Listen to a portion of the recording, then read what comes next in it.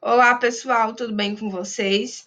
Espero que estejam todos se cuidando nesse período de pandemia, para que em breve nós possamos retomar nosso curso presencialmente.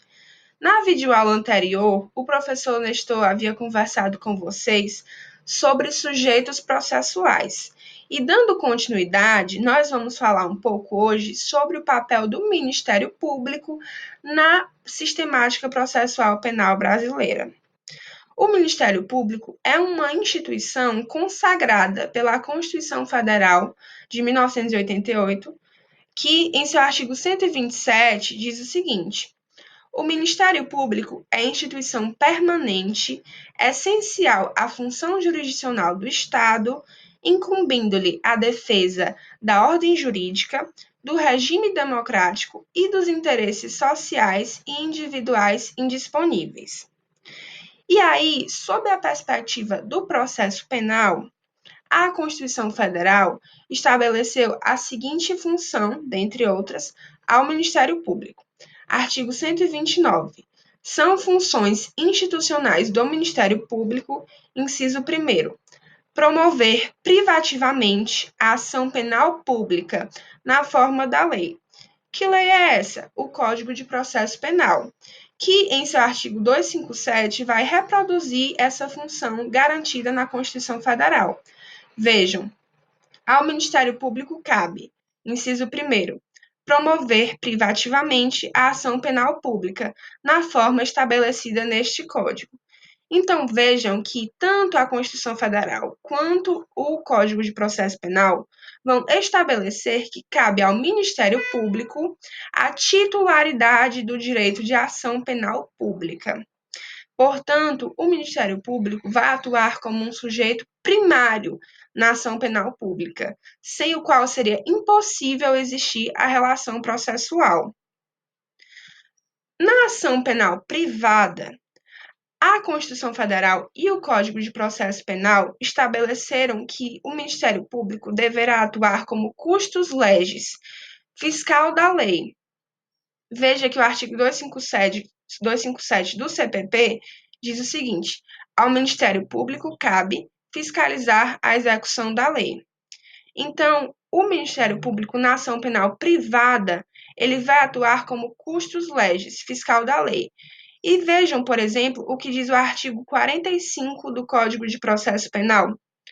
A queixa, ainda quando a ação penal for privativa do ofendido, poderá ser aditada pelo Ministério Público, a quem caberá intervir em todos os termos subsequentes do processo. Então, vejam que o Ministério Público terá uma função essencial também na ação penal privada. Portanto, integrará, sim, a relação processual como sujeito primário.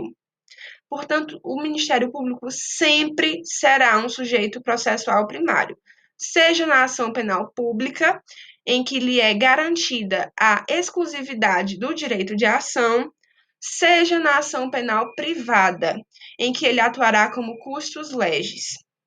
E aí, eu acho importante a gente estabeleceu o seguinte, que essa função de atuar como custos legis do Ministério Público, essa função do Ministério Público, ela não é exercida apenas na ação penal privada. Na ação penal pública, além de se apresentar como titular do direito de ação, o Ministério Público também atuará como custos legis. Tanto é que lhes são possibilitadas diversas faculdades processuais, como requerer a absolvição do réu em alegações finais ou promover pelo arquivamento do inquérito policial, justamente porque a função precípua do Ministério Público é a fiel execução da lei, é a garantia da ordem jurídica e não necessariamente a condenação do réu. Bom, além disso, é importante a gente tratar também do princípio do promotor natural, que está estritamente ligado ao que diz o princípio do juiz natural, que nós já estudamos na nossa aula passada, né?